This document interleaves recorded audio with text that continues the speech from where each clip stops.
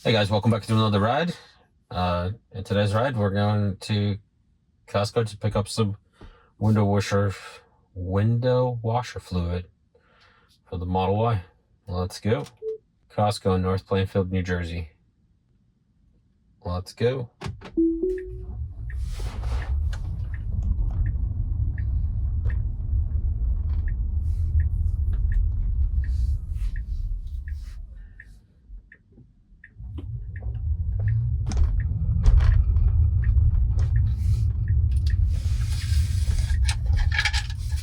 Oh, interesting. The map did not jump around this time.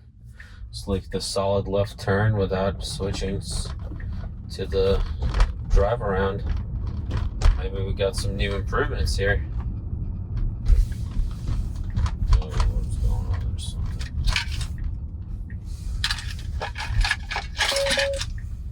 Sorry, something rattling around here. I'm watching.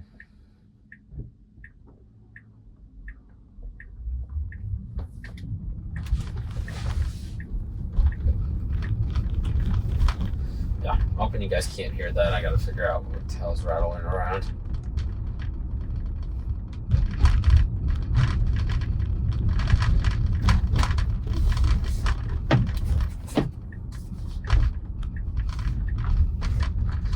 Interesting.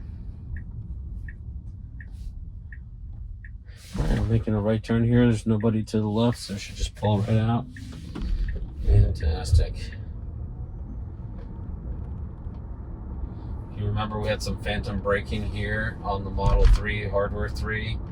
None of that's happening on the Model Y here, Hardware 4. Feels great. The rides have been amazing. Interventions have only been for comfort, basically. And during construction zone, and to try to make a left turn. But those are some new construction zones. But it did not pick up the no left turn. There were signs on both sides of the highway, and it did not pick up either of those and still try to make a left turn. It did self-correct though, but I took over like the moment it self-corrected. But I think it only self-corrected because there was oncoming traffic coming, and it realized that it can't go anymore, and like veered back to the right. But by that point, I'd already took over and put us back on track. I'm just smoothly flying through these lights here. Thank you for stopping for us. We have the right of way.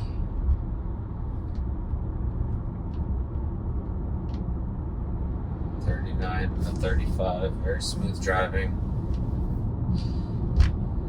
Just how we like it.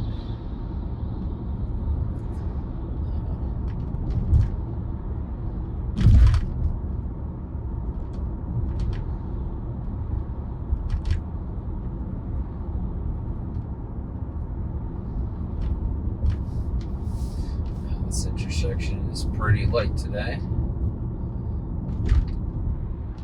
It is 1 p.m., so it's past the usual lunch hour, rush hour. Because there's like ants at this intersection. There's usually tons of cars during lunch hour.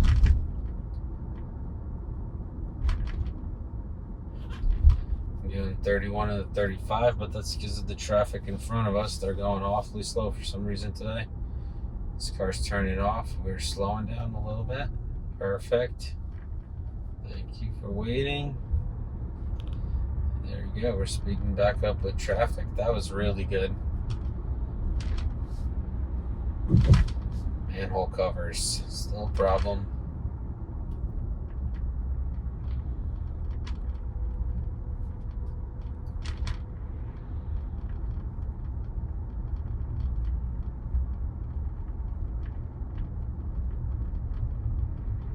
So I had one of you guys ask me in the comments when I think the full self-driving unsupervised will be solved.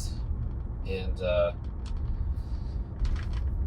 basically, I think it's solved already, and in my opinion, because of the information that we recently received from the AI team, where they basically laid out the progress that they're going to make by the end of the year and beginning of next year. And they basically said that they're focusing on like park assist and parking, unparking. So basically like arriving at a destination and then what happens to the car before and after. And so that leads me to believe that they've solved the A to B drive, which is the unsupervised full self-driving. And like this version can drive for 40 minutes without any kind of interventions. It could make a mistake on the turn and just like get in the wrong lane, but then it just reroutes itself. Oh, there's a tree. I had to take over.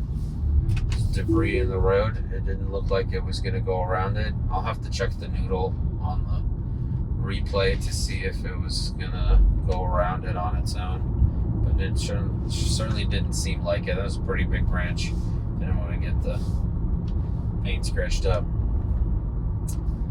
But basically, as I was saying, so they're focusing on the all the other features besides A to B full self-driving. And Elon has always said that they want to solve this in North America first before they try to expand anywhere else in the world. And then we get this news that they're looking to roll out supervised FSD in China and Europe, which is huge news for the first or second quarter of next year.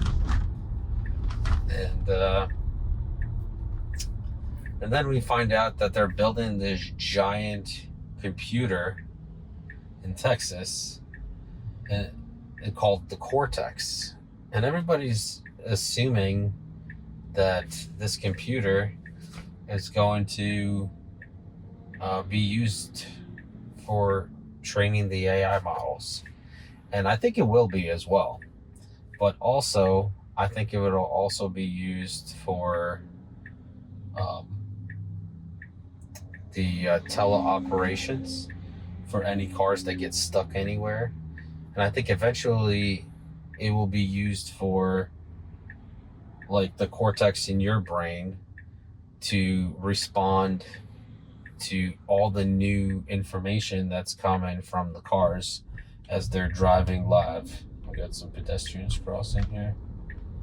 All right, we're not stopping for them. That's cool.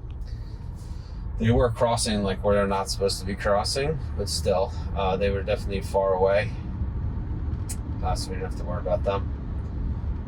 But basically, this computer system, I believe, will eventually train in live scenarios. So the cars will report back to the Cortex as they encounter issues on the road, like me encountering that branch.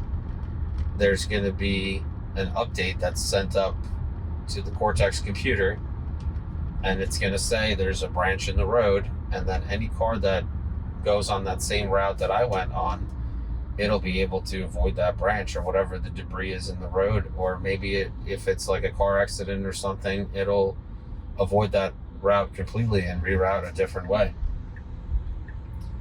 And that's what I believe the future will be like. It'll be like this stream of consciousness from all the Robo-Taxis constantly updating the maps and constantly updating all the issues on the road itself. They will just be either verified by the next car that passes that spot, or they will be, unconfirmed basically. So if that branch gets cleaned up that I passed, the next car that passes and the branch is not there, it'll just be removed from the map at that time. And that's what I'm envisioning. That's what's like making sense to me if AI was running the whole system. And occasionally there'll be teleoperators. The other question that was asked is,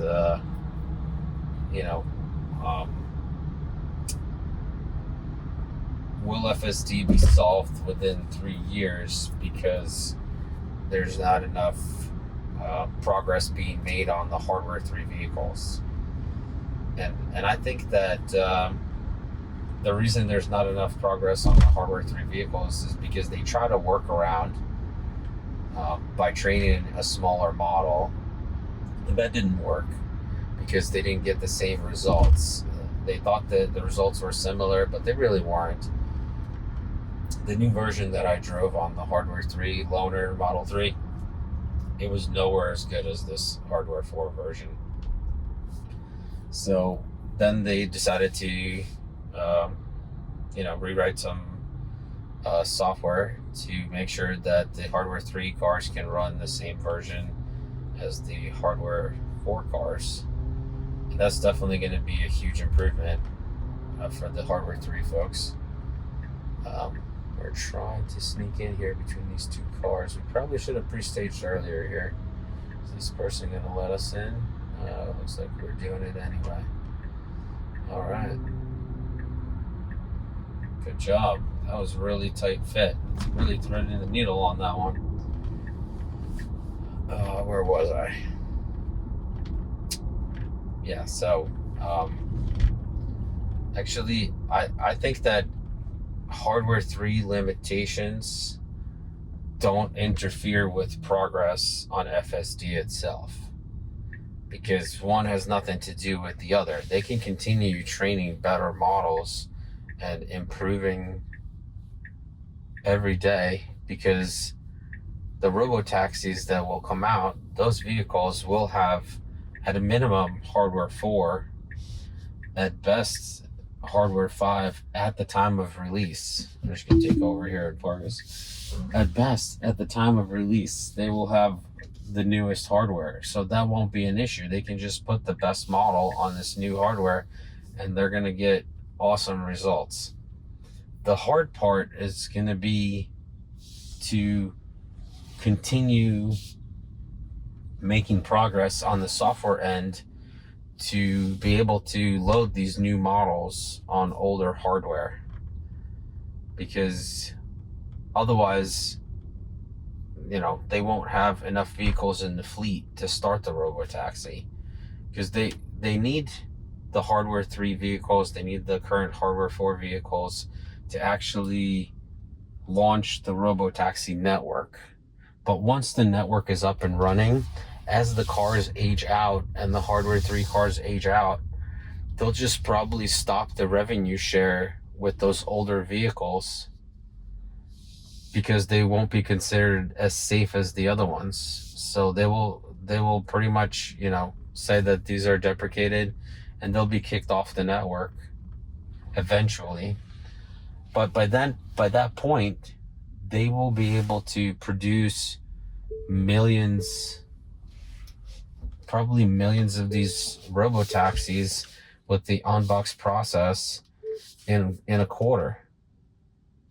So it won't matter if the hardware 3 cars are no longer part of the Robo-Taxi. I'm sure you'll still be able to use the hardware 3 models to drive yourself around, but if you have one model on the new hardware that's 100 times better than a human, and you have another model that's on hardware 3 that's 10 times better than a human, it doesn't legally make sense to use that old hardware model, because the new model is so much better and there's a lot less chance of you being on the hook legally for any kind of damage or, God forbid, death or anything like that.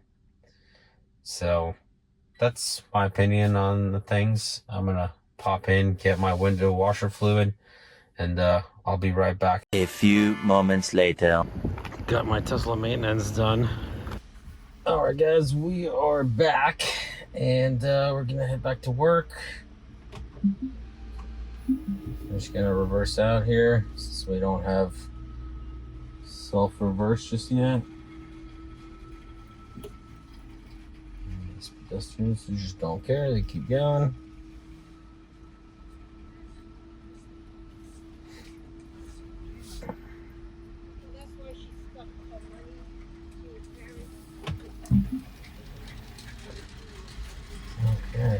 So that is incorrect exit on the map. This is the do not enter. So I'm gonna drive myself to the next stop sign and turn it on there.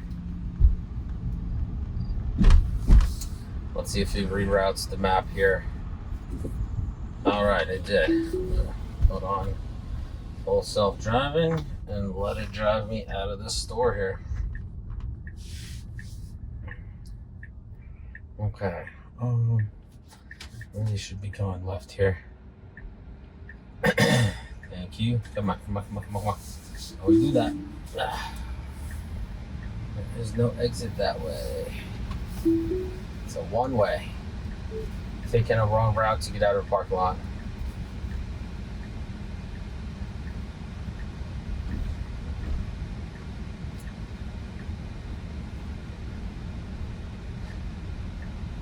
There we go. That's the correct route. Good stop at the stop sign. Got our blinker on. No cars coming. Here we go. Sneaking out to the exit here. I would have gone here because this car's slowing down, holding up traffic to turn right into the parking lot. Got a bunch of cars coming. And another one slowing down. Should go here. Oh, come on. Not a good move. Definitely not a good move. This Nissan is not happy. This Ford is not happy.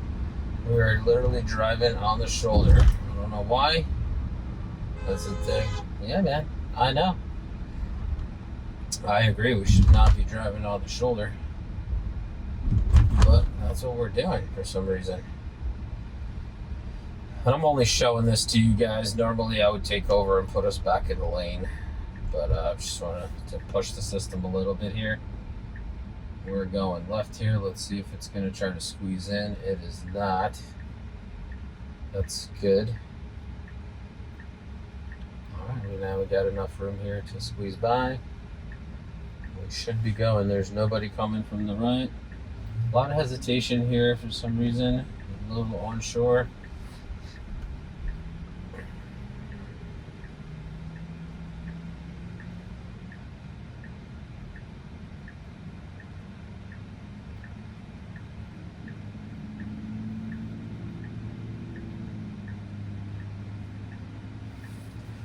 That was a bit of a stressful moment. Oh, beautiful red color. Wow, the red in person looks so good. That was the red Model Y. It's beautiful. I mean, on pictures, like every color looks phenomenal, but in person, red looks awesome. I wouldn't personally get a red car, not a big fan, but I can still admire its beauty. Alright, we got our left arrow, start moving right away here. Getting into the leftmost lane, which is the correct thing to do. Then we should just be shifting over to the right lane. We're just cruising in that.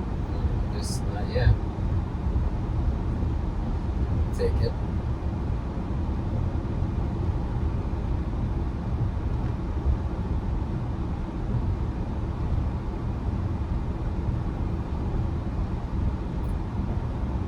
So just to kind of touch base on the previous topic we discussed, I want to hear your guys' opinions in the comments below about what you think about how soon unsupervised FSD will roll out. How soon do you believe if my idea is plausible about the Cortex supercomputer that they're building in Texas, that it will be basically like a link to the hive brain for all the cars? Yeah, put them in the comments below and let's discuss the topic. It'd be amazing to hear what you guys think, because most of you who watch these videos, you know, you guys either have skin in the game with the shares, or you have a car and you're trying to find out if it's worth buying FSD or subscribing to it. And as I mentioned before, the only reason I bought it is because I did quick math, and I'm not going to be able to afford a personal chauffeur for anything more than $8,000. So $8,000 doesn't seem like a very expensive proposition for a chauffeur that would literally be able to drive you anywhere, especially when they add like banish and summon from anywhere. Like, just play out this scenario, how much money you could save by you being taken to the airport by your vehicle. That's $350 one way to the airport in my case. So if I wanted, the vehicle would drive there, and if I drove myself, yes, I'd save the same $350, but then I have to park the car at the airport, and that's anywhere between $10 to like $30 a day. So on the high end, let's say it'll be gone for a week, it'll be like another $70, or on the high end it'd be like $210. So essentially, let's call it like $400 on average savings, one trip to the airport. And then it's the same thing basically on the way back. It's another $350. So that's already $750 just to go there and back from the airport. That's essentially like 10% of FSD for $8K. So you go to the airport 10 times, and that's it. Your FSD is paid for. Anything after that is just gravy, basically. So that's kind of the basic math that helps me sleep at night for spending $8,000 on software. I've never bought software this expensive before for personal use. It seems crazy, but once you put pen to paper, it's a pretty logical decision. And if Smart Summon works really well, I'll be able to have my wife summon the car when she needs it. Put my kids in the car and send them to their grandparents' house. I won't have to be the one to drive them around. They can just summon the car from their friend's house, and I'm sure that Tesla will have some kind of approval by the parent or something in the parental control settings, where the kids will be able to summon the car.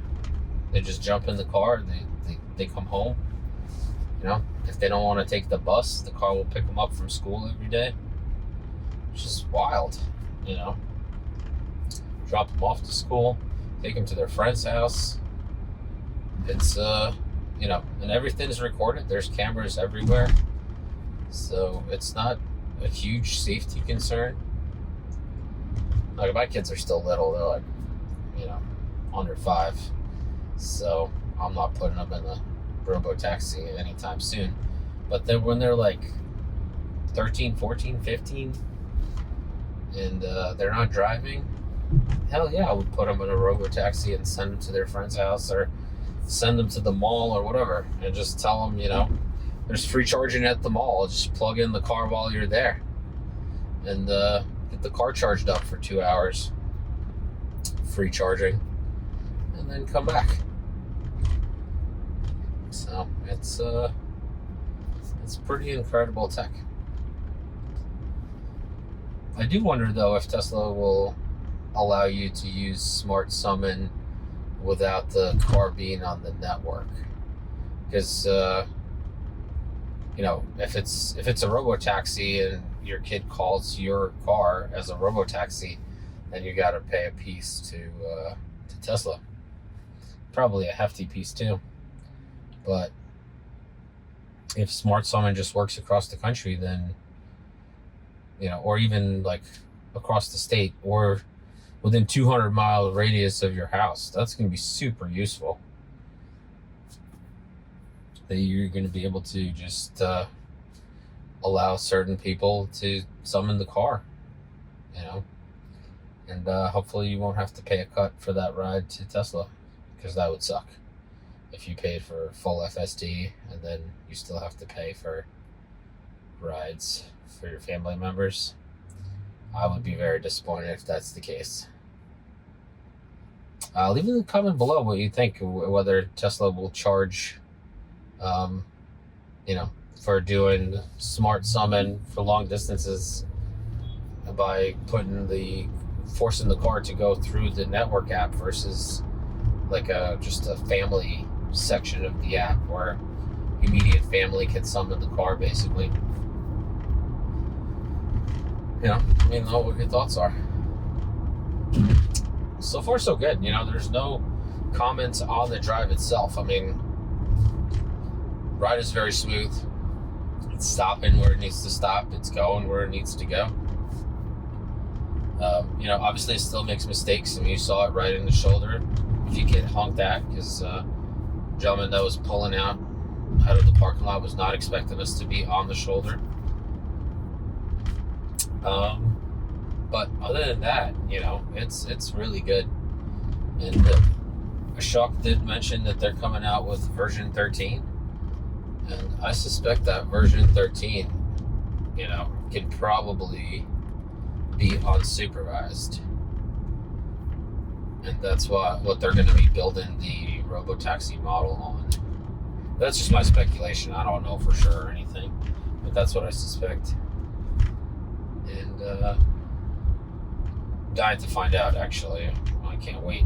This is going to be some exciting months here. And I'm still waiting for 12.5, .2, or .3, whichever. I think I'm going to get the .3. Personally, I think they're just going to skip the .2. Because I think .2 is the FSD update without the smart summon. And then the .3 has the smart summon and the new FSD version. So we'll see, because I don't have the smart summon yet. Because some people got the smart summon without the FSD, and they have to make a separate update for just the FSD. And then some folks actually already have both, and I don't have neither. So we're just waiting. I want to see what I'm going to be feeling on the inside when I'm summoning the car to me in the parking lot, and there's no driver behind the wheel. That's going to be wild.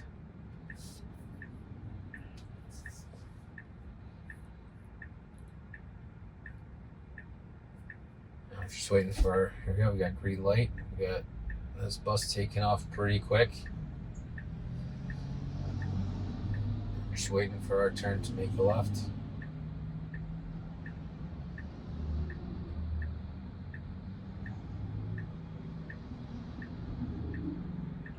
Picked a good spot to stop to wait for this traffic, because we're not blocking the person to the left of us. So if we get stuck here on a yellow or a red for some reason, because this guy pulls out, there's plenty of room for him to get past us.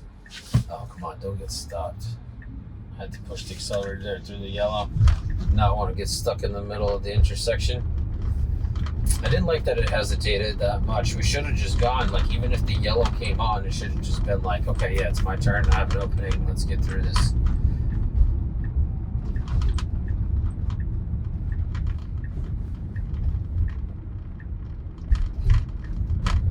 Got a pedestrian on the right here. Okay, she's just sneaking over to the side. So he doesn't see the flower divider, tries to drive into it. Yep, and it corrects itself. Ooh, that's awfully close. Yeah, it's okay. Did not have to take over, but that was awfully close with the rear tire. Alright, we are back at the office.